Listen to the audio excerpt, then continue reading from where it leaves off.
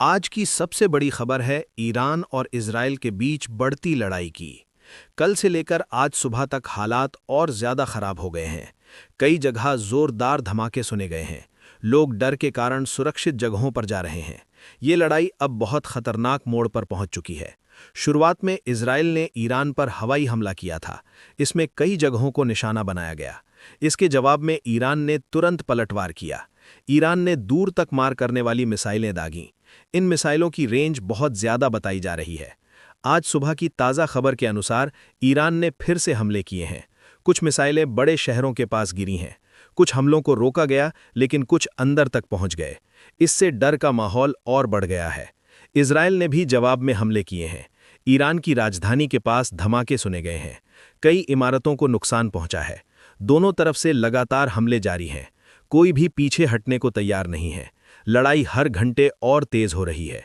Iran ने अब drone का भी इस्तेमाल तेज कर दिया है। ये ड्रोन बिना आदमी के उड़ने वाली मशीन होती हैं। इनसे सटीक निशाना लगाया जा रहा है। बताया जा रहा है कि ईरान के ड्रोन काफ़ी मजबूत हैं। इनको रोकना आसान नहीं होता। इसी वजह से कई हमले सफल हो रहे हैं। ईरान अपने हथियारों की ताकत दिखा रहा है। उसकी मिसाइलें लंबी दूरी तक मार कर सकती हैं। कुछ हथियार ऐसे हैं जो हवा में रास्ता बदल सकते हैं। इससे बचाव करना मुश्किल हो जाता है। इस लड़ाई में यूनाइटेड स्टेट्स यानी अमेरिका भी खुलकर इजराइल का साथ दे रहा है। अमेरिका ने अपने सैनिक और जहाज उस इलाके में बढ़ा दिए हैं। इससे मामला और बड़ा होता जा रहा है। लेकिन ईरान भी पीछे नहीं हट रहा है। वो हर हमले का जवाब दे रहा है। इससे साफ है कि लड़ाई जल्दी खत्म नहीं होगी। अब दूसरे देश भी चिंता में आ गए हैं, क्योंकि ये लड़ाई फैल सकती है। पूरी दुनिया की नज़र इस पर बनी हुई है। हर कोई हालात पर नज़र रख रहा है। समुद्र के रास्तों पर भी असर पड़ा है। खासकर स्ट्रेट ऑफ हॉर्मुज़ पर तनाव बढ़ गया है। यह रास्ता दुनिया के तेल के लिए बहुत ज़रूरी है। अगर ये बंद हुआ तो बड़ी दिक्कत हो सकती है। कुछ जहाज़ों को रोका भी गया है। इससे तेल की सप्लाई पर असर पड़ा है।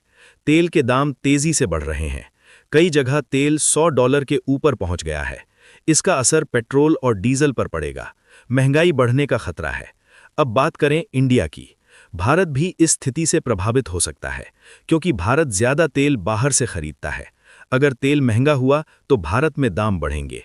पेट्रोल और डीजल महंगे हो सकते हैं। आम आदमी की जेब पर असर पड़ेगा। सरकार नए रास्ते ढूंढने की कोशिश कर रही है, लेकिन ये आसान काम नहीं है।